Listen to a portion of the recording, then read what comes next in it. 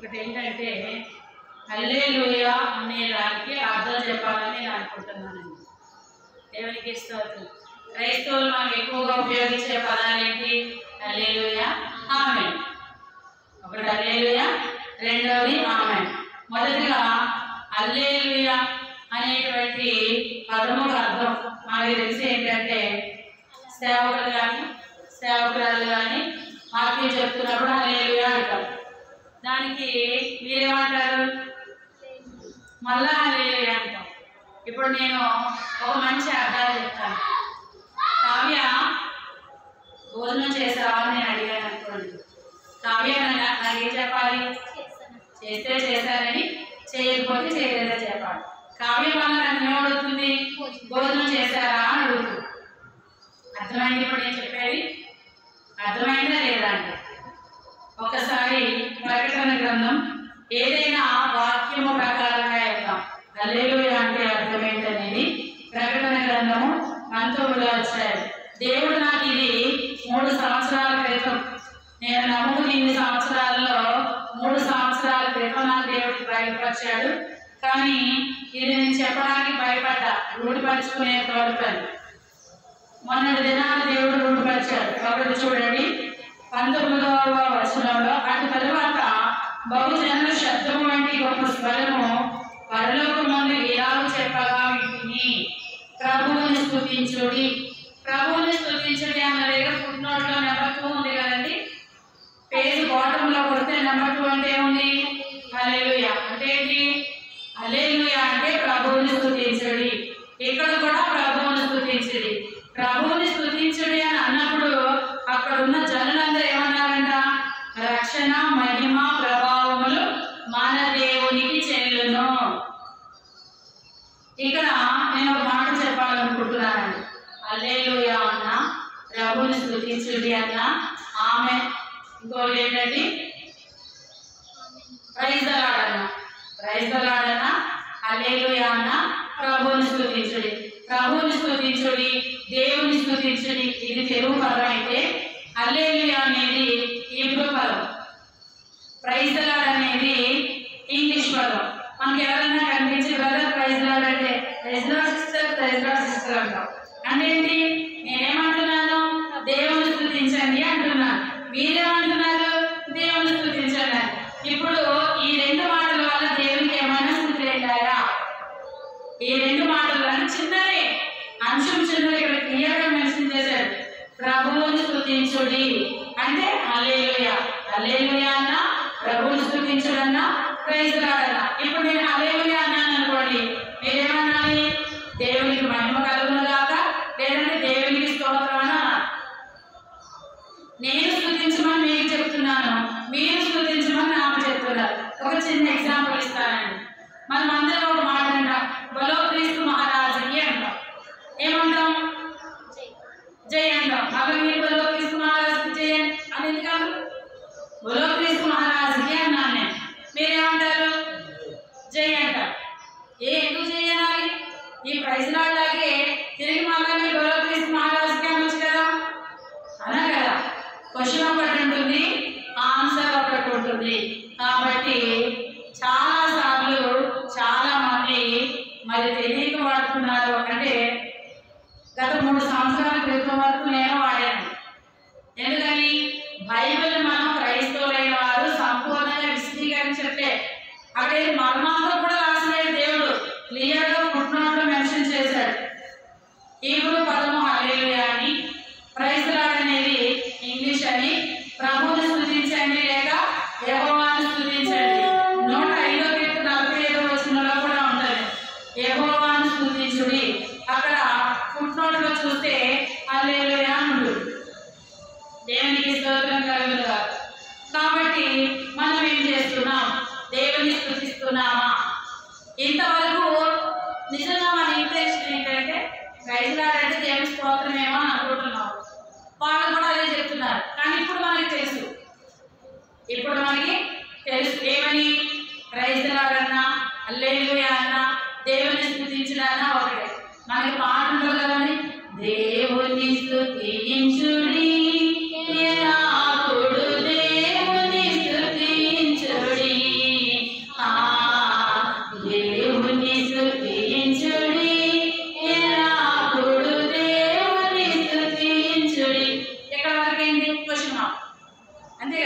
దేవుని స్తుతించండి, ఎల్లప్పుడూ దేవుని స్తుతించడానికి ఒక ప్రశ్న. ఆన్సర్: ఆయన ప్రభావము సిద్ధు చేయు, ఆయన ప్రభావము ప్రసిద్ధు చేయు, ఆకాశ విశాలమందు, ఆకాశ విశాలమందు ఎల్లప్పుడు దేవుని, అంటే దేవుడిని చేశాడు. ఆయన ప్రభావము, ఆయన మహిమ ఎంతో ఉన్నతంగా ఉంది కాబట్టి ఆ భక్తుడు ఏమని చెప్తున్నాడట? దేవుని స్తుతించండి, దేవుని స్తుతించండి, దేవుణ్ణి ఆరాధించండి. అమ్మో, ఇది చాలా కష్టం ఉంది కదండి, అలవాటు పడిపోయాం కదా. హల్లెలూయా అనగానే హల్లెలూయా అంటాం, హల్లెలూయా అనగానే దేవునికి స్తోత్రం అనండి, దేవునికి మహిమ కలుగును కాకనండి, దేవునికి ప్రభావం కలుగును కాకనండి. ఇది మొదలుకొని హల్లెలూయా అనే పదమునకు అర్థము తెలుసుకొని, హల్లెలూయా అనే పదమునకు అర్థం తెలుసుకొని మనం మాట్లాడాలి. అదొక్కటే కాదండి, బైబిల్లో చాలా విషయాలు. మనం భాష తెలియని వాళ్ళు ప్రార్థన చేస్తూ ఉంటారు, అంటే వాళ్ళ భాష తెలియదు కదండి. ఇంగ్లీష్ వచ్చిన వాళ్ళు ఇంగ్లీష్లో ప్రార్థన చేస్తే, తెలుగులో ఉన్న వాళ్ళు అందరూ కలిపి ఏమైందో ఏమో తెలియదు కానీ లాస్ట్ వచ్చాడు ఆమెను అంటారు. వాళ్ళు ఏం ప్రార్థన చేస్తారో మీకు అర్థమైందని నువ్వు ఎందుకు ఆమెను అంటావు? అవునా కదా? వాళ్ళు ఏం ప్రార్థన చేస్తారో మనకి తెలియదు, ఎందుకంటే భాష మనకి రాదు కాబట్టి. ఆమె అనేస్తే అదంతరికి నువ్వెవరివి? ఉత్తరవాదివి. ఆమె అనే పదం వరకు ప్రభు చిత్రమైతే మరలా వాళ్ళు చెప్పుకున్నాం. ఈరోజు మనం ఏం చెప్పుకున్నామండి? హల్లెలూయా. హల్లెలూయా అంటే దేవుని స్తుతించండి, ప్రైజ్ ది లార్డ్ అంటే దేవుని స్తుతించండి. దానికి సమాధానం మన దగ్గర నుంచి ప్రకటన గ్రంథం 19వ అధ్యాయం 1వ వచనం ప్రకారంగానే రక్షణ, మహిమ, ప్రభావములు ఆయనకే చెల్లును. సేవకుడు కానీ సేవకురాలు కానీ లేదు పాటలు పాడేవాళ్ళు కానీ పాట అయిపోయిన తర్వాత హల్లెలూయా అంటారు. అప్పుడు మనం ఏం చెప్పాలి? దేవునికి స్తోత్రం కలుగును గాక, దేవునికి మహిమ కలుగును గాక. ఈ పాట ద్వారా ఉన్న మహిమ అంతా దేవునికి చెందును గాక. హల్లెలూయా, హల్లెలూయా. కొంచెం టైం పడుతుంది, కొంచెం టైం పడుతుంది. స్కూల్ నుంచి కాలేజ్కి వెళ్ళేటప్పుడు అలవాటుకి టైం పట్టేటట్టు మనకేంటంటే ప్రభు వచ్చే తరంలో మనం ఉన్నా కూడా ఇంకా ప్రాథమిక అంశాల దగ్గరే మనం ఉండిపోయాం. దేవునికి స్తోత్రం. ఇప్పుడు ఏం చెప్పాలి? నేను దేవునికి స్తోత్రం చెప్తున్నానంటే మీరు హల్లెలూయా చెప్పాలి. లాస్ట్ వీక్ రవీంద్ర గారు ఒక మాట అడిగారు, ఒక పాట పాడాను నేను. మొదటి జామయ్యే మీరింకా రాలేదు, రెండవ జామున జాడలేదు, మూడవ జామయ్యే మీరింకా రాలేదు, నాలుగవ జామున నడచి వస్తున్నావా. ఇది ఆంధ్ర క్రైస్తవ గీతాల్లో ఒక పాట. ఈ జీవితాయిగా లేకున్నా నా చేయి పట్టుకు నా యేసుదేవా. అంటే మొదటి జామ అయిపోయింది, రెండో జామ అయిపోయింది, మూడవ జామ అయిపోయింది, నాలుగవ జామ. ఇక్కడ మనకి తెలియాల్సింది ఏంటంటే బ్రదర్ సిస్టర్, జాములు అనేది ఎక్కడైనా బైబిల్లో ఉందా కదండి? జాములు అనేది బైబిల్లో ఎక్కడైనా ఉందా? మనం చూద్దామండి. వాక్యంలోకి వెళ్ళి ప్రభు చిత్రమైతే మీరందరూ రిఫరెన్స్ రాసుకుంటే మంచిది. ఎందుకంటే దేవుని వాక్యము మన యొద్దకు వచ్చిన తోడని, దాన్ని మనము అంగీకరించే వాళ్ళుగా ముందుగాక. పగలు సమయం అంటే మొట్టమొదటిగా యోహాను సువార్త 11వ అధ్యాయము 9వ వచనం చూద్దామండి. యోహాను సువార్త 11వ అధ్యాయము 9వ వచనం. అందుకు యేసు పగలు 12 గంటలు ఉన్నవి కదా. చాలండి. ఎవరితో చెప్తున్నాడు యేసయ్య ఇక్కడ? మీరు ఎప్పుడు కూడా యేసు ప్రభు వారు 4 సువార్తల్లో మాట్లాడుతున్నారు. మీరు కన్ఫ్యూజ్ అవ్వద్దు. ఈ 4 సువార్తల్లో ఆయన శిష్యులతోనే మాట్లాడుతున్నాడు. ఈ 4 సువార్తల్లో యేసు ప్రభు వారు శిష్యుల కొరకే మాట్లాడుతున్నారు. శిష్యులు ఏదైనా మాట్లాడారంటే అది ప్రభు కొరకే, యేసయ్య జీవిత చరిత్ర కొరకే మాట్లాడుతున్నట్టు. ఈ 4 సువార్తల్లో యేసు ప్రభు వారి గురించి ఉన్నది. దేవునికి స్తోత్రం. ఏమన్నారని అక్కడ 11వ అధ్యాయం ఏమంటున్నాడు యేసు ప్రభు తన శిష్యులతో? అందుకు యేసు పగలు 12 గంటలు ఉన్నవి కదా. అంటే పగలకి ఎంత టైం ఇచ్చారండి? 12 గంటలు. మనకి తెలిసింది రోజుకి ఎన్ని గంటలు? 24 గంటలు. 24 గంటల్లో పగలు ఎన్ని గంటలు అనేసి చెప్పాడు? ఇంకా మిగిలిన గంటలు ఎన్ని? 12 గంటలు. పగలు 12 గంటలు అయితే రాత్రి 12 గంటలు కలిపితే 24 గంటలు. దేవునికి స్తోత్రం. పగలు 12 గంటలు అయినప్పుడు ఇశ్రాయేలీయులకి ఒక దినం ఎప్పుడు ప్రారంభించబడేది? మనకు ఒక దినము ప్రారంభం ఎప్పుడంటే మధ్యరాత్రి 12 గంటల నుంచి, అంతే కదా? రాత్రి 12 గంటల నుంచి అంటే నెక్స్ట్ డే అనేది స్టార్ట్ అవుతుంది. కానీ ఇశ్రాయేలీయులకి ఎప్పుడు ప్రారంభమైందని చూస్తే కనుక ఆదికాండము 1వ అధ్యాయము, ఆదికాండము 1వ అధ్యాయము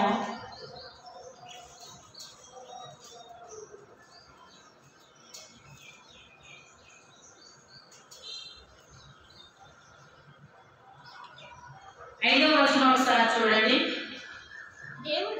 దేవుడు వెలుగునకు పగలనియు చీకటికి రాత్రి అనియు పేరు పెట్టెను. అస్తమయమును ఉదయమును కలుగగా ఒక దినమాయెను. చూడండి, ఉదయము అస్తమయము కలిస్తే ఒక రోజు అనేది యేసయ్య. అక్కడ ఏమన్నాడు? అస్తమయము ఉదయం. మొదట ఏమొస్తుంది ఇశ్రాయేలుకి? అస్తమయం. తర్వాత ఏమొస్తుంది? ఉదయం వస్తుంది. మరి అస్తమయం ఎప్పుడు ప్రారంభం అవుతుందంటే మనకు తెలుసు. పగలు 12 గంటలు అన్నాము. అది ఎప్పుడు లేకపోతుంది మనకి? పగలంటే వెలుగు ఉన్నాం. వెలుగు ఎప్పుడు పోతుంది మనకి? సాయంత్రం అయ్యేసరికి. అది ఎప్పుడు పోతుంది చూద్దామని. మరి పగలు 12 గంటలు ఉన్నప్పుడు రాత్రి కూడా 12 గంటలు ఉంటాయి. దేవునికి స్తోత్రం కలుగుగాక. 119వ కీర్తన 140వ చరణం చూద్దాము. 119వ కీర్తన 148వ చరణం. నీ మాట మిక్కిలి స్వచ్ఛమైనది. ఒక నిమిషం అండి. నీ 119వ కీర్తన 148వ చరణం. నీవిచ్చిన వాక్యమును నేను ధ్యానించుటకై నా కన్నులు రాత్రి జాములు కాకమునిపే తెరుచుకొందును. ఇక్కడ మనకు ఒక సమాధానం వచ్చిందండి. రాత్రిలో ఒక జాము ఉండదు, జాములు ఉంటాయి. అవునండి, రాత్రిలో ఒక జాము ఉండదు, జాములు ఉంటాయి. మరి ఎన్ని జాములు ఉంటాయి? అంతే కదా మనకు కావాల్సింది. ఎన్ని జాములు ఉంటాయి అని మనం చూస్తే కనుక లేఖనం ప్రకారంగా ఎన్ని జాములు ఉంటాయి? లూకాసు సువార్త 12వ అధ్యాయము, దయచేసి రాసుకోండి అందరూ. లూకాసు సువార్త 12వ అధ్యాయము 38వ వచనం. 12వ అధ్యాయం లూకాసు సువార్త 38వ వచనం. మరియు దేవుడు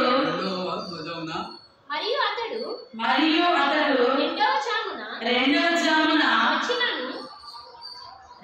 జామున వచ్చినను మూడవ జామున వచ్చినను ఏ దాసులు మెలకువగా ఉండుట కనుగొనును ఆ దాసులు ధన్యులు. ఇక్కడ ఒక సమాధానం వచ్చిందండి మనకి. ఇక్కడ రెండవ జాము ఉన్నట్టు వచ్చింది, మూడవ జాము ఉన్నట్టు కూడా వచ్చింది. అవునా కదా? అంటే రెండవ జాము మూడవ జాము వచ్చిందంటే మనకు ఒక సమాధానం ఏంటి? మొదటి జాము ఉండే ఉంటుంది, అంతే కదా? 2, 3 అన్నామంటే ఒకటే ఉంటుంది కదా.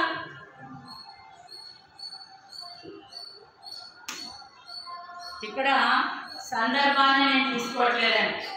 వాక్య సమాచారాన్ని మాత్రమే తీసుకుంటున్నాం. రెండవ జామున వచ్చినాను, మూడవ జామున వచ్చినను ఏ దాసు అంటే ఇది ప్రభు రాకడ గురించి చెప్పడం జరిగింది. ఎవరు వచ్చినప్పుడు? ప్రభు వస్తే ఆయన రెండవ జాములో వస్తాడో తెలియదు, మూడవ జాములో వస్తాడో తెలియదు అని అన్నారు. ఇక్కడ మనకి బైబిల్ ప్రకారంగా ఒక రాత్రిలో రెండవ జాము కనిపించింది, మళ్ళా మనకి మూడవ జాము కనిపించింది. దేవునికి స్తోత్రం. అలాగే మత్తయి సువార్త 14వ అధ్యాయము 25వ వచనం. మత్తయి సువార్త 14వ అధ్యాయము 25వ వచనం. రాత్రి 4వ జామున ఆయన సముద్రం మీద నడుచుచు వారి వద్దకు వచ్చాడు. ఇక్కడ ఎన్నో జాము కనిపిస్తుందండి? 4వ జాము. ముందు ఏమి కనిపించింది మనకి? రెండవ జాము కనిపించింది, మూడవ జాము కనిపించింది. ఇప్పుడు 4వ జాము కనిపిస్తుంది. ట్రైన్ వస్తుంది, ట్రైన్ ఎక్కి వెళ్ళిపోతే త్వరలోకి వెళ్ళిపోతాం అంటే ఏం చేస్తాం తెలుసా? ఇక్కడి నుంచే ట్రైన్ వెంటనే దూకేస్తాం. ఎందుకంటే పరలోకము మనకి అంత గొప్ప భాగ్యం, పరలోకము మనకి అంత గొప్ప భాగ్యం. దేవునికి స్తోత్రం కలుగును గాక. హల్లెలూయా. కిరణ్ గారు ట్రైన్ కూడా షూట్ చేసుకుంటే బాగుంటుంది. దేవునికి స్తోత్రం కలుగును గాక. హల్లెలూయా. హల్లెలూయా. హల్లెలూయా అని పాడి స్తుతింతురు రారే జనులారా మనసారా ఊరూరా, రారే జనులారా మనసారా ఊరూరా. ఎందుకు రావాలి? జనులందరూ ఎందుకు రావాలంటే మనం హల్లెలూయా అని పాడుతున్నామంటే దేవుని స్తుతించండి, దేవుని స్తుతించండి అని ఎప్పుడు అంటాం? జనులందరూ ఉంటే. ఇప్పుడు నేను ఒక్కదాన్ని ఉన్నాను అనుకోండి, హల్లెలూయా మంచిగా అనుకోకుండా ఎవరు స్తుతిస్తారు? అవును కదా? ఒక ప్రశ్న నేను ఎవరికైనా వేయాలంటే జవాబు చెప్పేవారు ఉండాలి. మరి జవాబు చెప్పేవారు లేనప్పుడు ఎంత ప్రశ్న ఇస్తే ఉపయోగం ఉంది? అప్పుడు నేను ఏం చేస్తాను? దేవునికి స్తోత్రం స్తోత్రం స్తోత్రం అంట. ఇక్కడ 4వ జాము కనిపించింది. మరలా మార్కు సువార్త 6వ అధ్యాయము 48వ వచనం.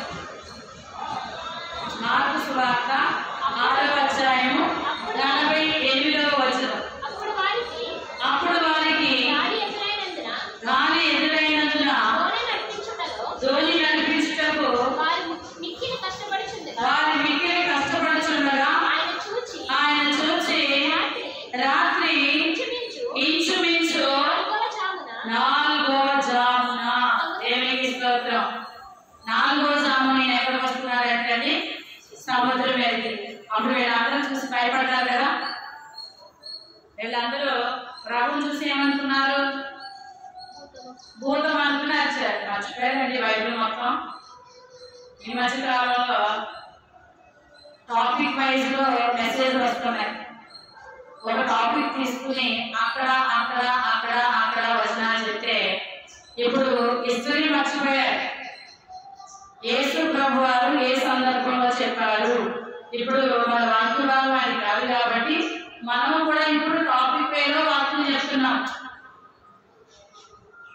మనం ఇప్పుడు టాపిక్ వైజ్ లోనే ఎన్ని జాములు ఉంటాయి అని చూస్తే ఇక్కడ 4వ జాము కనిపిస్తుంది. విలాప వాక్యము 2వ అధ్యాయము 19వ వచనం చూస్తే ఇర్మియా గ్రంథం తర్వాత విలాప వాక్యము. అది రాసింది కూడా ఇర్మియా గారే. 2వ అధ్యాయము 19వ వచనం. నీవు లేచి రేయి మొదటి జామున మొర్ర పెట్టుము, నీళ్లు కుమ్మరించినట్లు ప్రభు సన్నిధిని నీ హృదయమును కుమ్మరించుము. దేవునికి స్తోత్రం. ఇక్కడ ద్వంద్వ అర్థాలు వస్తున్నాయండి. ఇక్కడ మనం ఆల్రెడీ 3 జాముల కోసం ఫిక్స్ అయిపోయాం. 2వ జాముంది, ఏ సమయం ఏంటనేది చెప్పలేదు. 3వ జాముంది, 4వ జాముంది. మనకు కావాల్సింది ఏంటి? మొదటి జాము కావాలి. ఇప్పుడు మొదటి జాము అంటే చూద్దామండి. అసలు మొదటి జాము అనేది సమయం తీసుకుంటే కనుక ఒక రాత్రికి ఎన్ని గంటలు ఉంటాయి? 12 గంటలు. 12 డివైడెడ్ బై 4 అంటే ఒక జాముకి ఎన్ని గంటలు వస్తున్నట్టు? 3 గంటలు.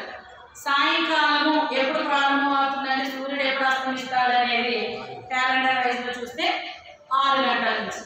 అంటే 6 గంటల నుంచి 9 గంటల వరకు ఏంటండి మొదటి జాము, 9 నుంచి 12 వరకు రెండవ జాము, 12 నుంచి 3 గంటల వరకు మూడవ జాము, 3 నుంచి 6 వరకు నాలుగవ జాము. ఇప్పుడు మాకు అర్థమైంది కదా.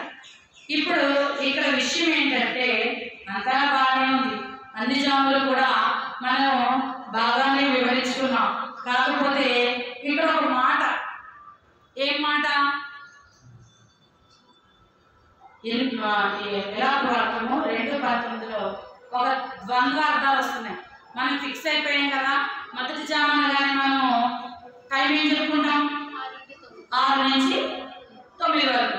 కానీ ఇక్కడ మొట్టమొదటిగా రాయడమే ఏమని రాస్తుంది? నీవు లేచి అంటే అప్పుడు నువ్వేమైనావు? నీవు లేచి అంటే నువ్వు అప్పుడు ఏమైనా పడుకున్నావు. 6 గంటలకు మనం పడుకుంటామా? ఇదే కదా అసలైన ప్రశ్న. 6 గంటలకి మనం పడుకుంటామా? మరి 6 గంటలకు పడుకోలేనప్పుడు రేయి మొదటి జామున అని ఎందుకన్నారు? నువ్వు లేచి అని ఎందుకన్నారు అనేది మనం చూస్తే ఇది యూదుల కాలమ గమనం ప్రకారంగా. ఎందుకంటే ఒక డే అనేది ఎప్పుడు స్టార్ట్ అవుతుందండి? సాయంత్రం 6 గంటల నుంచి. వాళ్ళకి మనకి డే ఎప్పుడు స్టార్ట్ అవుతుంది? మనకి డే ఎప్పుడు స్టార్ట్ అవుతుంది? మధ్యరాత్రి 12 గంటలకు డే స్టార్ట్ అవుతుంది కదా. ఇప్పుడు మనము నీవు లేచి రేయి మొదటి జామున ప్రార్థన చేయమంటే ఎప్పుడు ప్రార్థన చేయాలి? మనం 12 గంటలకు లేచి మనం ఏం చేయాలి? ప్రార్థన చేయాలి. 12 గంటలకు లేచి మనము ప్రార్థన చేయాలి. ఎందుకంటే ఇక్కడ ఇంగ్లీష్ బైబిల్లో ఈ లెమెంటేషన్ అనేది విలాప వాక్యం 2:19 బ్రదర్ చదువుతారు.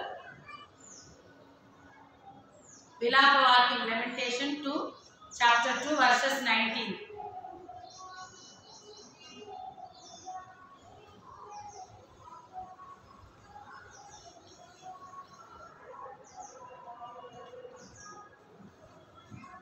జర్మియా ఆఫ్టర్, జర్మియా తర్వాత ఉంటుంది.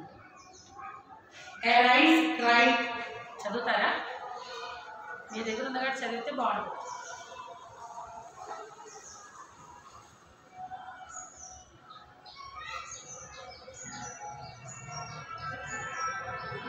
Arise, cry out in the night, in the beginning of the watches. అంటే గడియారంలో ఎప్పుడు ఉదయం అవుతుందంటే మనకి నైట్. అది ఎప్పుడు? ఎస్. అంటే ఇప్పుడు మనం రేయి మొదటి జామున ఏం చేయాలండి? లేచి ప్రార్థన చేయాలి. ఇది ప్రార్థనకు ఉపయోగించుకుందాం.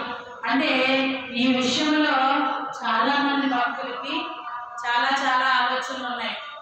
కొంతమంది ఏమంటారంటే నీవు లేచి అంటే 6 గంటలకే డే స్టార్ట్ అయితే ఆదికాండములో 1:5 ప్రకారంగా అస్తమయమును ఉదయమును కలగానే ఏమైంది మనకి?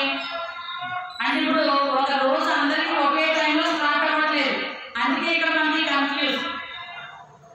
ఒక రోజు అందరికీ ఒకే సమయంలో ప్రారంభం అవ్వట్లేదు. మన దేశంలో ఒక సమయానికి, అమెరికా దేశంలో ఇంకొక సమయానికి, ఇంకో దేశంలో ఇంకొకటి. అంటే అందరి వాచెస్ ఎలా ఉన్నాయి? డిఫరెంట్గా ఉన్నాయి. మనము ఇది చదవచ్చు, నీవు లేచి రేయి మొదటి జామున. ఈ వాక్యానికి రేయి మొదటి జామున కానీ మళ్ళీ ఇక్కడ ఏ సందర్భాన్ని తీసుకుంటున్నామంటే 12 గంటల నుంచి 3 గంటల వరకు. రేయి 12 గంటల నుంచి 3 గంటల వరకు అన్నాం కదా. ఎందుకు ఈ సమయంలో ప్రార్థన చేయాలంటే ఎఫెసీయులకు రాసిన పత్రికలో ఒక మాట ఉన్నది. ఎఫెసీయులకు రాసిన పత్రికలో ఒక మాట ఉంది. ఏమనుంది? 6:12.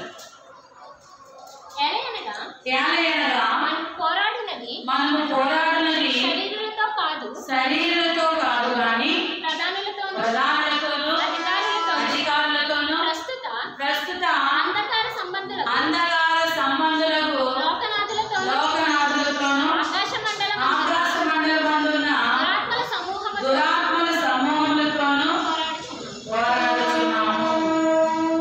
ఎవరితో పోరాడుతున్నాము మనం? ఈ దురాత్మ సమూహం 6 నుంచి 9 దాకా వస్తాయండి. వాటి సమయం ఎప్పుడు? 12 నుంచి 3 గంటల సమయంలో. అందుకే దేవుడు ఏమన్నాడంటే, నీవు లేచి లేని మొదటి జామున నీ పసి పిల్లల కొరకు ప్రార్థన చేయము. అవి ఎవరు తిరిగే సమయము? వాటి యొక్క కార్యములు నీ కుటుంబం మీద కానీ నీ బిడ్డల మీద కానీ పడడానికి వీలు లేకుండా విలాప వాక్యము 2:19 ప్రకారంగా మనము రేయి మొదటి జాములో ప్రార్థన చేసేవారుగా ఉండాలి. దేవునికి స్తోత్రం కలుగునుగాక. కీర్తన 119:62 ఒకటి చూద్దాం మన వాక్యం. కీర్తన 119:62.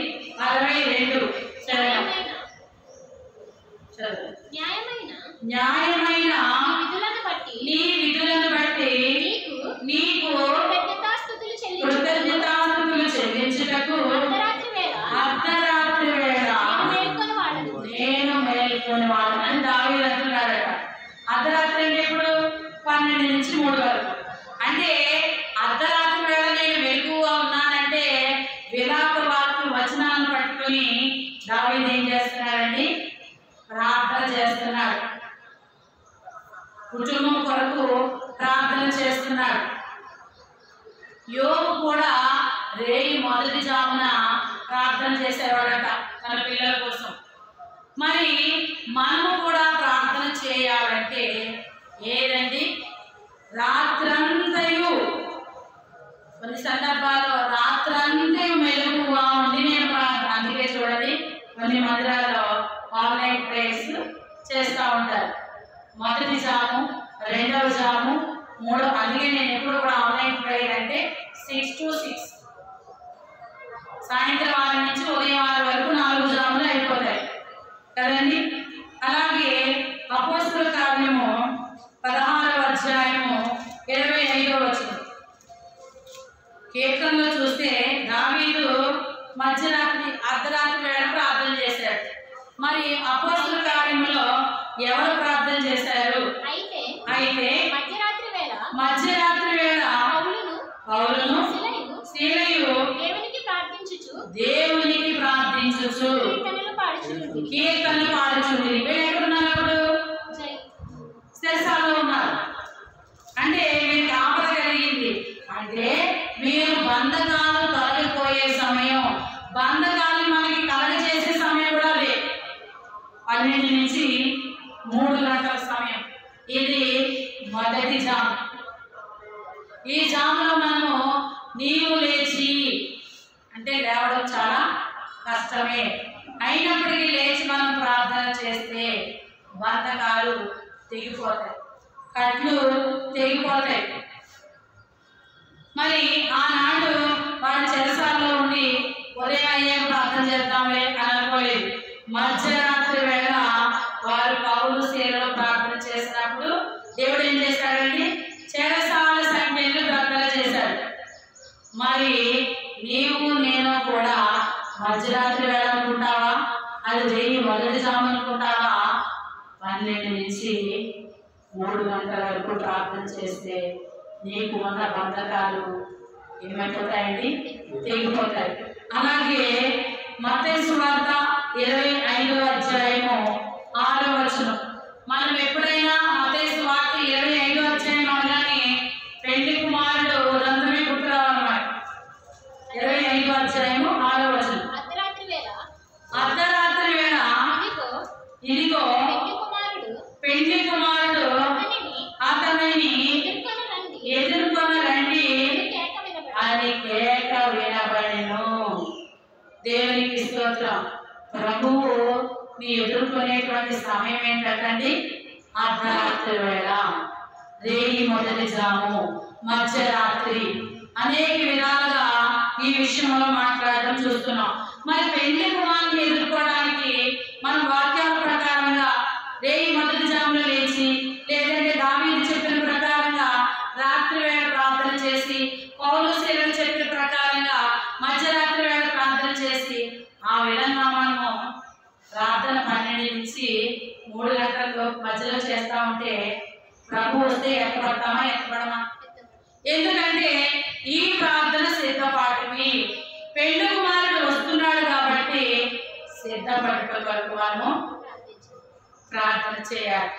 ఎందుకంటే ప్రార్థన పరలోకానికి మనల్ని చేరుస్తుంది. ఒకవేళ ఈ దినమందు మనం మరణించిన మన ప్రార్థన నిలిచిపోతారు. ఎవరి కోసమైనా ఒక తల్లి తన బిడ్డ కొరకు ప్రార్థన చేసేదట. తన కుమారుడు చాలా క్రూరత్వంగా తల్లి దేవుడిని నమ్ముకుని దేవుని కొరకు అనేక మందికి సువార్తను ప్రకటిస్తూ ఉండేదట. సువార్తను ప్రకటిస్తూ ఉండేసరికి తనకి భర్త లేడు, ఒకే ఒక బిడ్డ. ఆ బిడ్డను చాలా ప్రేమగా పెంచింది. చాలా ప్రేమగా పెంచి తనకి ఏం కావాలో అవన్నీ సమకూర్చేసి సువార్తను ప్రకటించడానికి వెళ్ళేదట. సువార్తను ప్రకటించినప్పుడు అనేక మంది ఆమెని తృణీకరిస్తూ ఉండేవారట. కొంతమంది పని పాట లేదా, నీకు ఇదే పని చేస్తున్నావు అన్నా కూడా అన్ని ఓర్చుకుంటూ అవన్నీ చేసుకుని వచ్చేసరికి ఇంటి దగ్గర తన కుమారుడు పాప స్థితిలో పడిపోయి, ఆనాడు సంసోను వ్యభిచారంలో ఎలా అయితే పడిపోయాడో ఆ విధంగా పాపంలో పడిపోయి తన కుమారుడు భయంకరమైన స్థితిలో ఉన్నాడు. దేవా, నా కుమారుడు పరిస్థితిని నీకు అప్పగించి వెళ్తున్నాను ఆయన అని దేవుని సువార్త ప్రకటిస్తూ వెళ్తా ఉంటే ఆ ఇంటిలోని వాసన, ఏం వాసన? పాపం అనే వాసన ఈమె ఎక్కడైతే సువార్త ప్రకటిస్తుందో ఆ ప్రదేశాన్ని వ్యాపించిందట. ఈమె వెళ్ళి, అమ్మా నువ్వేసు ప్రభు నమ్ముకుంటే పరలోకం వెళ్తావని అనగానే కొంతమంది అభిమాన వాళ్ళు, ముందు నీ కొడుకు చెప్పుకో, తర్వాత నీవు మాకు చెప్పనేవారట. కొంతమంది వెనకాల ఈమె కొడుకు చెప్పలేకపోతుంది కానీ మనకు చెప్పుకుంటూ తగుదమ్మా అని వచ్చిందయ్యారు.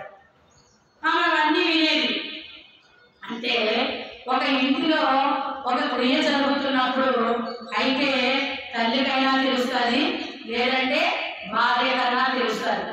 మీరిద్దరిని దాటి బయటికి పోదండి ఆ మాట. మరి ఈ తల్లికి ఆ మాట తెలియదా? తెలుసు. దేవుని యొక్క మొదలుపెడతా ఉంది, ప్రభువా నేను ఈ సువార్తను ప్రకటిస్తున్నానయ్యా, నా కుమారుడు నీ నామమునకు అవమానకరంగా మార్చబడ్డాడయ్యా. మరి ఆనాడు సంసోను కోసం సంసోను తల్లి ప్రార్థించలేదనుకుంటున్నారా? సంసోను భార్య కూడా ఉందండి. ఎంతో ఇష్టపడి సంసోను వివాహం చేసుకున్న తన భార్య కూడా ఉంది. ఆమె కూడా ప్రార్థన చేస్తూ ఉంది. ఈ ప్రార్థన ఒకనొక సమయంలో పనిచేసింది. ఎక్కడండి? దాగోను గుడిలో తనకే అవమానం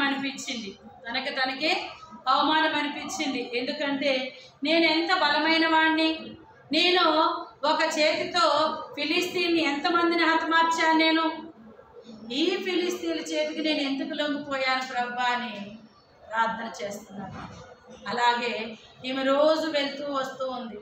ఒకానొక రోజున వచ్చేసరికి తన కుమారుడు ఆ పాపమైన స్థితిలో పెరాలసిస్ స్ట్రోక్, అంటే కాలు చెయ్య పడిపోయి కనిపించాడు ఆ తల్లికి. ఆ తల్లి ఏడుస్తూ ఉంది, ప్రభువా నా కుమారుని నేను నీకు అప్పగించాను కదయ్యా, నువ్వెందుకు నా కుమారుని ఇలాగ చేశావు అని తల్లి ప్రశ్నించొచ్చా అండి? దేవుడు ప్రశ్నించొచ్చా లేదా? ఎవరు మాట్లాడండి? దేవుణ్ణి ఆ తల్లి ప్రశ్నించొచ్చా లేదా? నేనైతే ప్రశ్నించొచ్చాను. ఎందుకంటే ఆ మంది ప్రభా నా కుమారుడు మార్చబడిన తర్వాతే నేను సువార్తకి వెళ్తానని. దేవుడు ఏమన్నాడు? నీవు నా పని జరిగించు, నీ పని నేను జరిగిస్తానన్నాడు. అదే కదండి. మీరు ఏం చేస్తున్నారు? మీ కాడు మోసుకుంటున్నారు. వద్దొద్దు, మీ భారం అంతా వదిలేయండి. నా కాడు మోసుకెళ్ళమన్నావు కదా ప్రభా, మరి నా కుమారుడు పరిస్థితి ఏంటంటే అప్పుడు దేవుడు మాట్లాడుతున్నాడు, పడక మీదున్న నీ కుమారుడు ఎన్ని దినములుండైనను పాపము చేయగలడా? మొదటిగా నేను ఆ పాపము నుంచి విడుదలనిచ్చాను. రెండవదిగా ఇంతకు ముందు తను తిరిగే విధానాన్ని గుర్తు చేసుకుంటూ తను ఏ స్థితిలో పడిపోయాడో అవన్నీ ఒకసారి స్మరణకి తెచ్చుకుంటాడు. ఒకవేళ నడిచే పాదములు ఉన్నప్పుడు నేను నన్నే ప్రశ్నించవచ్చు, నువ్వేంటి నాకు చెప్పొచ్చు అని అనొచ్చు. ఇప్పుడు నేను ఏది చెబితే అది వింటాడు. ఇది నీ కుమారుడికి ఒక మార్పే, తాత్కాలికమే ఈ శ్రమ అని దేవుడు ఆ తల్లికి చెప్పినప్పుడు ఆ తల్లి, దేవా నీవు సర్వశక్తిమంతుడివయ్యా, ఉన్నది లేని వాటిగాను లేనిది ఉన్నవాటిగాను చేయగలిగిన శక్తి నీకుందయ్యా. నేనైతే నీ సువార్తను ప్రకటించుకుంటేనే ముందుకెళ్తానయ్యా. ఎందుకో తెలుసా, నా కుమారుడికి ఉండి నీ పరిచర్య చేయటం, నా కుమారుడు ఆ స్థితిలో ఉండి కూడా తల్లిని దూషిస్తూ ఉండేవాడట. నాకెందుకు వచ్చిందో తెలుసా, నీ వల్లే. తల్లిని అనేవాడట, నాకు ఈ పరిస్థితి ఎందుకు వచ్చిందో తెలుసా, నీ వల్లే. అప్పటికి కూడా ఆ కుమారుడికి మార్పు రాలేదట. ఎప్పుడైతే మారు మనసు పొంది దేవుని, ప్రవ్వా నేను చేసిన పాపముల వల్ల నాకు ఈ క్రియ జరిగిందనగానే దేవుడంట హక్కుని చేర్చుకుంటాడు. తప్పిపోయిన కుమారుడు ఎలాగైతే తెలుసుకుని తప్పు విడిచి తండ్రి దగ్గరికి వచ్చినప్పుడు తండ్రి పరిగెత్తుకుంటూ వెళ్ళి కౌగిలించుకున్నాడండి. హల్లెలూయా. మరి మనం ఏ స్థితిలో తప్పిపోయాము, ఏ జాములో మనకు ప్రార్థన లేదో ఏమంటున్నాడు దేవుడు? విలాప వాక్యము 2:19 ప్రకారంగా, నీవు లేచి రేయి మొదటి జామున, నీవు లేచి రేయి మొదటి జామున ఎవరి కొరకు ప్రార్థించాలట? మీ పసిపిల్లల కొరకు. అంటే ఒక 30 సంవత్సరాలున్న కుమారుడి కోసం తల్లి ప్రార్థన చేయొచ్చా? 30 సంవత్సరాలున్న తన భర్త కోసం భార్య ప్రార్థన చేయొచ్చా? అంటే దేవుని ప్రేమను వారు తెలుసుకొని వారు ఉన్నారు కాబట్టి వారు పసిపిల్లలతో సమానము. ఎందుకంటే గలతీ పత్రికలో ఇప్పుడు మనము ధర్మశాస్త్రాన్ని పాటిస్తామా అండి? ధర్మశాస్త్రాన్ని మనం పాటిస్తామా? పాటించము. ధర్మశాస్త్ర కాలం అయిపోయింది. కానీ ప్రభువులోకి రాగానే మొదటి 10 ఆజ్ఞలు మనము నేర్చుకుని మన జీవితంలో గలతీ పత్రికలో ఒకసారి చూద్దామండి.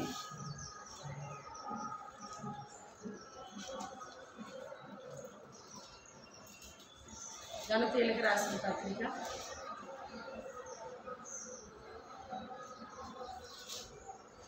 3వ అధ్యాయము 24వ వచనం. కాబట్టి మనము విశ్వాస మూలమున నీతిమంతులని తీర్చబడినట్లు క్రీస్తునొద్దకు మనలను నడిపించుటకు ధర్మశాస్త్రము మనకు బాల శిక్షకుడాయను. ఈ ధర్మశాస్త్రము మనల్ని ఎవరి దగ్గరికి నడిపించింది? క్రీస్తు దగ్గరికి. క్రీస్తు దగ్గరికి రానంత వరకు మనం ఎవరము? పసిపిల్లలమే. క్రీస్తు దగ్గరకు రానంత వరకు మనము పసిపిల్లలమే. ఎప్పుడైతే క్రీస్తు దగ్గరికి ఈ ధర్మశాస్త్రం మనం తీసుకొచ్చిందో ఇప్పుడు మనము ధర్మశాస్త్రాన్ని పాటిస్తామా? పాటించము. అలాగని ధర్మశాస్త్రం మనలో లేదని చెప్పొద్దు. ఇప్పుడు నేనున్నాను, బాల్యంగా మీకు కనిపిస్తున్నానా? కనిపించట్లేదు. నాలో బాల్యం ఉంది కదా.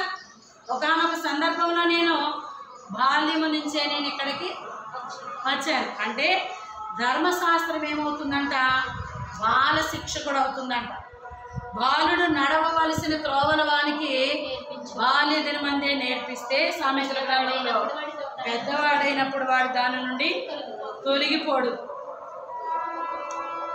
అంటే యేసు ప్రభువులోకి వచ్చిన తర్వాత కొన్ని ప్రాథమిక అంశాలు ఉన్నాయండి.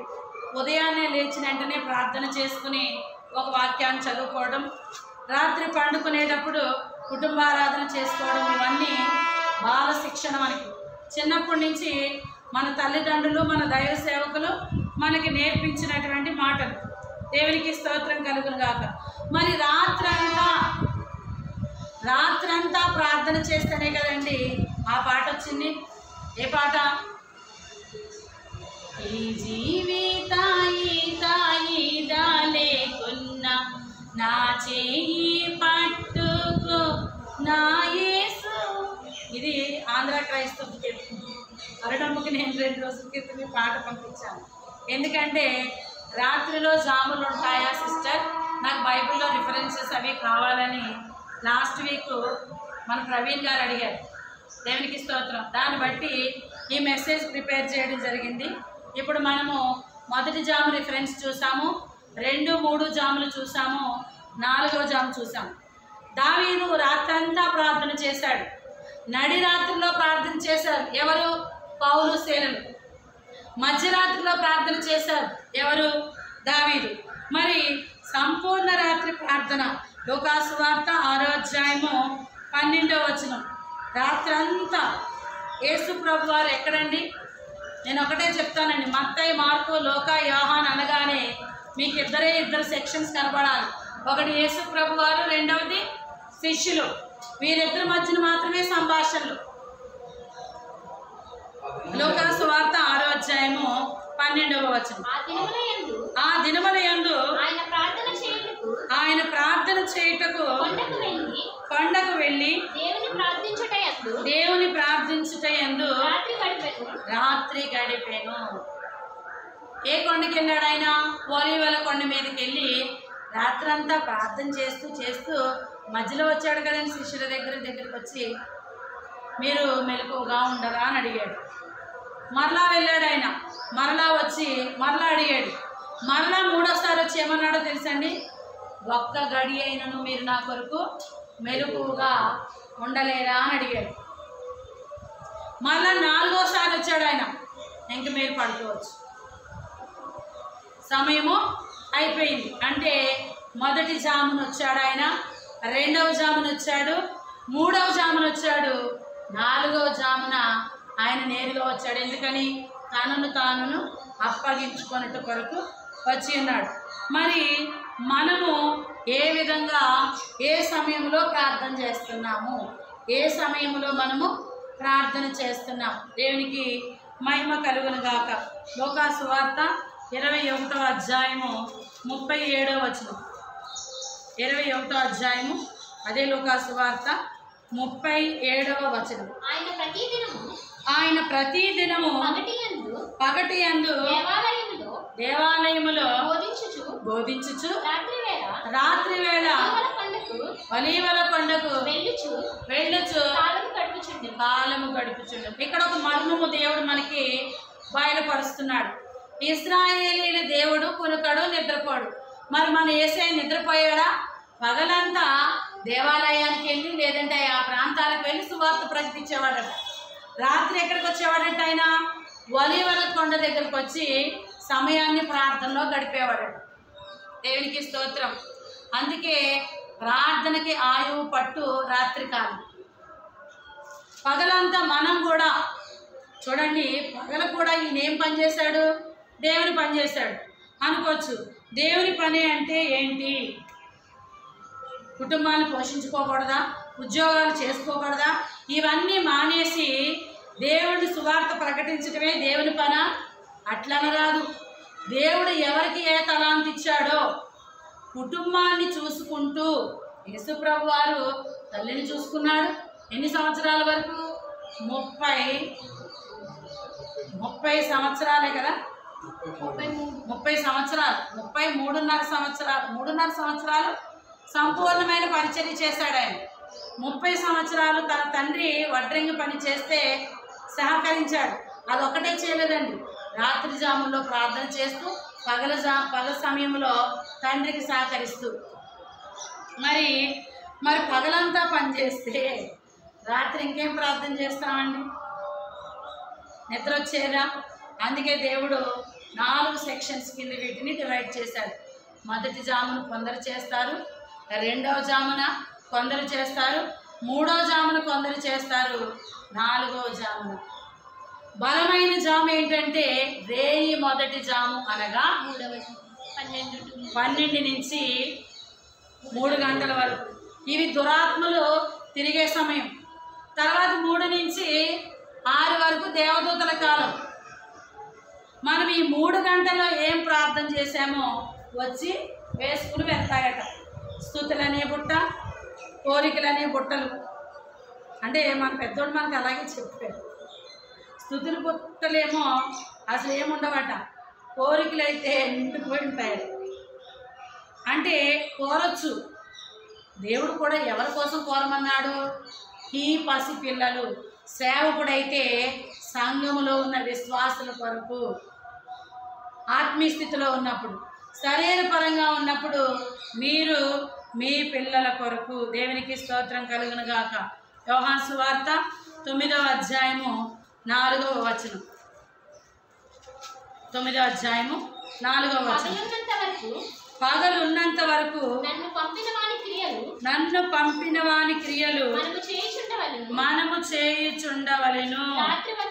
రాత్రి వచ్చుచున్నది, అప్పుడెవడును పని చేయలేడు. దేవునికి స్తోత్రం. వ్యవసాయకుడు స్టోరీ మనకు తెలుసు కదా. ఉదయము కొంతమంది వచ్చారు, తర్వాత 9 గంటలకి ఇంకొంతమంది వచ్చారు, తర్వాత 3 గంటలకి ఇంకొంతమంది వచ్చారు, 5 తర్వాత ఇంకొంతమంది వచ్చారు. ఆ యొక్క యజమానుడు అందరికీ సమానమైన కూలి ఇస్తే తృప్తి ఎవరికి ఉండాలండి? తీసుకునే వారికి ఉండాలి. కానీ ఉదయం వచ్చిన వాళ్ళు అంటున్నారట, ఇప్పుడు అదే కాలం నడుస్తుంది. నేను ఎంత పెద్ద సేవకుడిని, నిన్న కాక మొన్న వచ్చి నువ్వు ఇలా మాట్లాడతావా? నిన్న కాక మొన్న వచ్చినా, ఎప్పుడో వచ్చినా ఎవరి కోసం వచ్చామండి? నన్ను పిలిచిన వాని గుణాతిశయమును నేను ప్రచురము చేయు నిమిత్తము. ఎక్కడుంది వాక్యం? చెప్పండి అమ్మా, నాకు కూడా రిఫరెన్స్.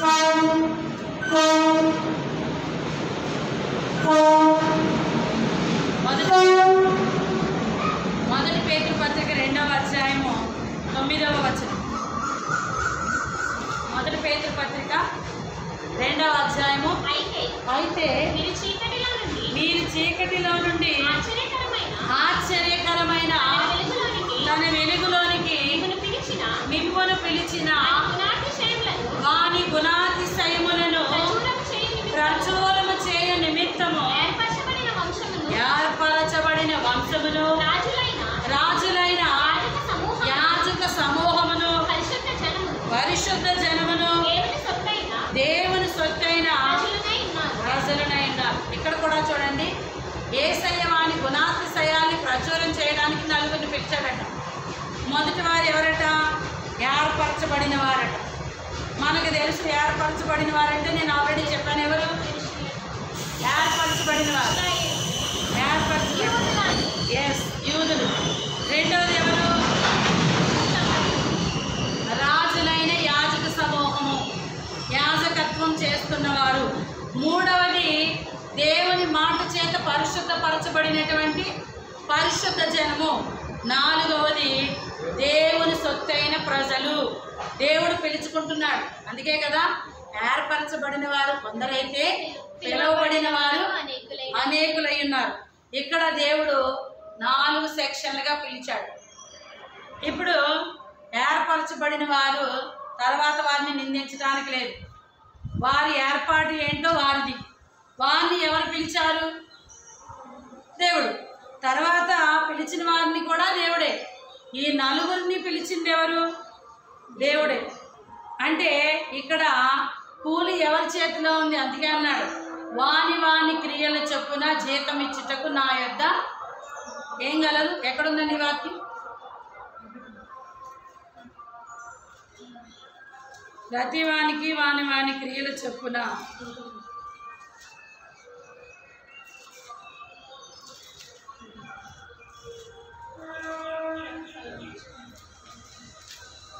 ఎక్కడుంది?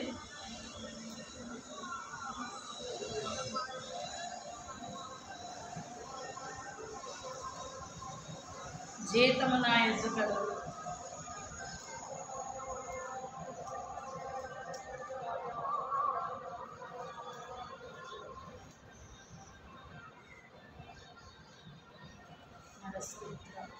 ప్రకటన గ్రంథంలో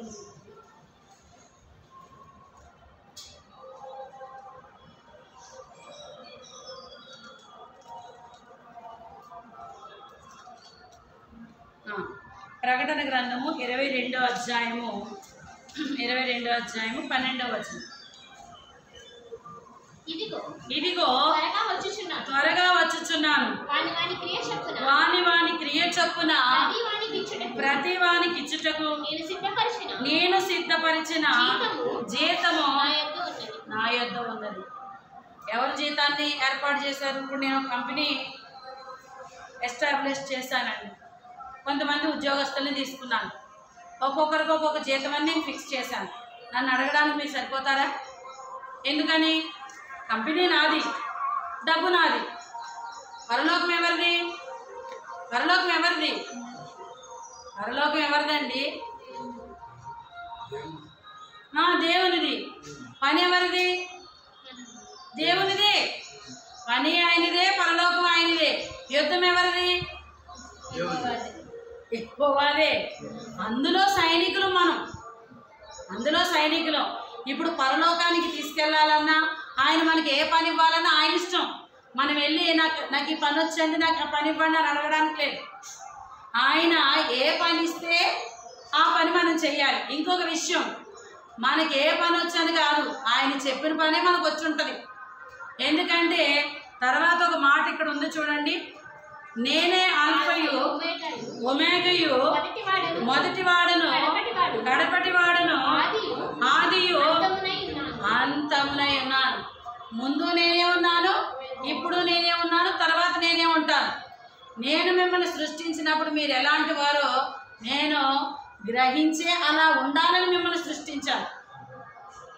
ప్రభా నాకు ఈ పని వచ్చు, నన్నెందుకు ఈ పనికి పిలుస్తున్నావు అని అనొద్దు. నేను చాలా ఇదే వాదం పెట్టుకున్నానండి దేవుడి దగ్గర.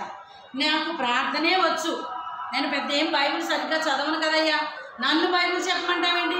లేదు, నేను ప్రార్థనే చేస్తానన్ను. కానీ ఒక మెకానికల్ తెలుసండి, ఆ వస్తువు ఎలా ఉపయోగపడుతుందో చేస్తాడు. ఒక కుమ్మరికి తెలుసు ఆ కుండ ఎలా పని చేయాలని, దేని కొరకు ఆ కుండని చేసే కుమ్మరి వానికి తెలుసు. కానీ ఇప్పుడు కుండ వెళ్ళి కుమ్మరి వాడిని ప్రశ్నించవచ్చా? మరి మనము మన ప్రభువుని ప్రశ్నిస్తే అదే సమాధానం. నేను నీళ్ల బిందును కదా, నాలో ఇందులో పాలు ఎందుకు వేస్తున్నారు, నువ్వు నన్ను ఎందుకు చేసావని అడగొచ్చా? ఇది ఎందుకు పనికి రావాలో ఆయనకు తెలుసు, నీవు నేను ఎందుకు పనికి రావాలో ఆయనకు తెలుసు. కాబట్టి మనము ఏం చేయాలి? ప్రతి సమయమునందును. చివరగా ఒక మాట చూద్దామండి. దుష్ట శక్తుల ప్రభావము నుంచి మనల్ని మన కుటుంబాన్ని కాపాడుకున్నట్టు కొరకు రేయి మొదటి జామున మనము ప్రార్థన చేయాలి. ఇంకా వీలైతే రాత్రంతా ప్రార్థన చేయండి. దావీదు కీర్తన 119 మీకు ఆల్రెడీ చెప్పాను, 148వ వచనం. 119 నీవిచ్చిన వాక్యమును నేను ధ్యానించుటకై నా కన్నులు రాత్రి జాములు కాకమునిపే తెరుచుకొందును. మార్కు సువార్త 13:35 గుర్చేస్తున్నానండి. 13:35 మార్కు సువార్త. ఇంటి యజమానుడు ప్రొద్దుగుంకి వచ్చును, అర్ధరాత్రి వచ్చును, కోడి కూయినప్పుడు వచ్చును, తెల్లవారినప్పుడు వచ్చును. ఎప్పుడు వచ్చునో మీకు తెలియదు. హల్లెలూయా. ఇల్లు ఎవరిది? నాది. నా ఇంట్లోకి నేను ఎప్పుడైనా వస్తాను. అంటే ప్రభు రాకడ ఎప్పుడు అని మనం అడిగితే సమాధానం, ఇల్లు ఆయనది కాబట్టి ఆయన ఎప్పుడైనా వస్తాడు. మొదటి జాములో రావచ్చు, రెండవ జాములో రావచ్చు, మూడవ జాములో రావచ్చు, ఉదయం అయిపోయాక కూడా ఆయన రావచ్చు. లోకాసు వార్త 12వ అధ్యాయము 38వ వచనం. లోకాసు వార్త 12వ అధ్యాయము 38వ వచనం. మరియు అతడు రెండవ జామున వచ్చినను మూడవ జామున వచ్చినను ఏ దాసులు మెలకువగా ఉండునో కనుగొనునో ఆ దాసులు ధన్యులు. మొదటి జామైనా వస్తానన్నాడు ఇందాక, ఇక్కడ రెండవ జామైనా రావచ్చట, మూడవ జామైనా రావచ్చంట. నాలుగో జాము మనం చూసాం. నాలుగో జాము ఏంటి? మత్తయి సువార్త 14వ అధ్యాయము 25వ వచనం. 14వ అధ్యాయము మత్తయి సువార్త 25వ వచనం. రాత్రి 4వ జామున ఆయన సముద్రము మీద నడుచుచు వారి యొద్దకు వచ్చిన. మార్కు సువార్త 6వ అధ్యాయం 48వ వచనం. మార్కు సువార్త 6వ అధ్యాయం 48వ వచనం. అప్పుడు వాటి గాలి ఎదురైనందున దోణి నడిపించుటలో వారు మిక్కిలి కష్టపడుచుండిరి. ఆయన చూచి రాత్రి ఇంచుమించు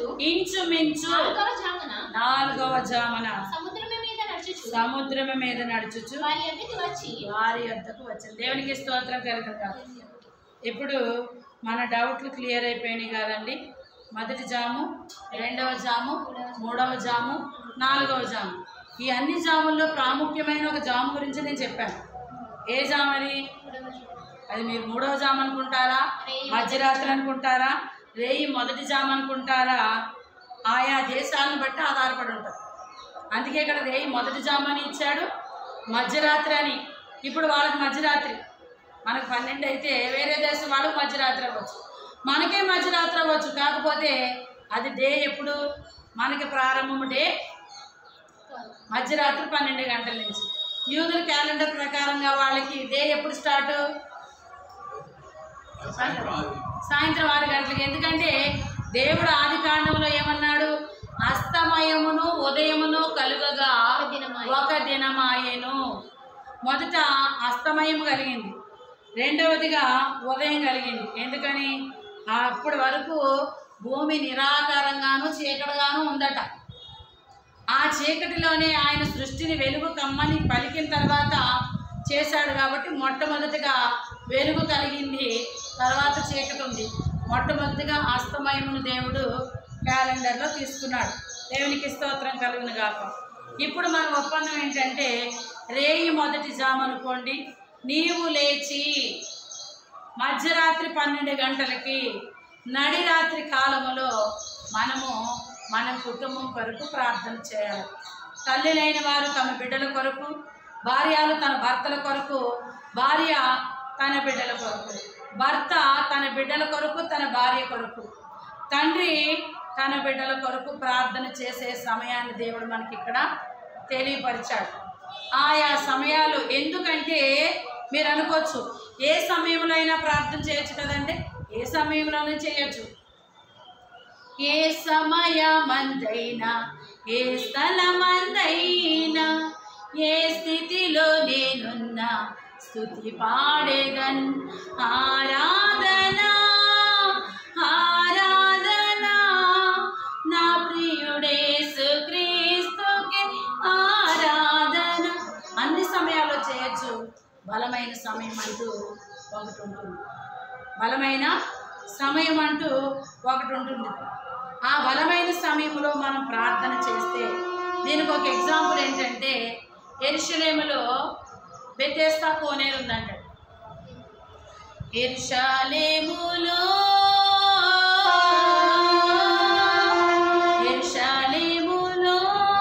గొర్రెల ద్వారము దగ్గర బెతెస్దా కోనేరు కలదు. అందు మంట పాములైదు చుట్టూ కాలము. యెరూషలేములో ఒక దేవాలయం ఉంది. ఆ దేవాలయానికి వెళ్ళక ముందు పక్కన ఒక గొర్రెల ద్వారం ఉందట. దానికి 5 ప్రవేశాలు ఉన్నాయంట. ప్రభు చిత్తమైతే మరలా వారం ఈ వాక్యం నిమిత్తం మాట్లాడుకోవచ్చు. 5 ద్వారాలు అనగా ప్రభు అయిన యేసుక్రీస్తు యొక్క 5 గాయములు. దేవదూత వచ్చి నీళ్లు కలిపేదంట. ఆయా సమయాలు ఇక్కడ మెన్షన్ చేయలేదు. ఆయా సమయాల్లో కదిపిన వెంటనే దూకితే ఎవరైతే 38 ఏండ్ల నుండి రోగి ఒక్కడు స్వస్థత లేక పాడి ఉండేనక్కడ యేసు వచ్చి వారిని చూచి స్వస్థపరిచేను. 38 సంవత్సరాల నుంచి. మరి పాపం అనే రోగంతో మనం ఎన్ని సంవత్సరాలు ఉన్నాం? సంపూర్ణంగా పాపం విడిచిపెట్టకుండా ప్రభు సన్నిధిలో మనం ఉంటున్నామేమో. మనము మన హృదయాల్ని పరిశీలన చేసుకుంటే ప్రభు మనతో మాట్లాడతాడు. దేవుడు దర్శించే సమయము, గాఢ నిద్ర కలగజేసే సమయము, యోసేపుతో మాట్లాడిన సమయము, సమూయేలుతో మాట్లాడిన సమయము, గిద్యోనుతో మాట్లాడిన సమయము, దానియేలును దర్శించిన సమయము, పౌలు శీలలతో మాట్లాడిన సమయము రాత్రికాలం కాదా? ఎందుకంటే అందరూ మంచిగా పడుకుంటే యేసయ్య ఒలీవల కొండ దగ్గరికి వెళ్ళి ప్రార్థన చేస్తున్నాడట.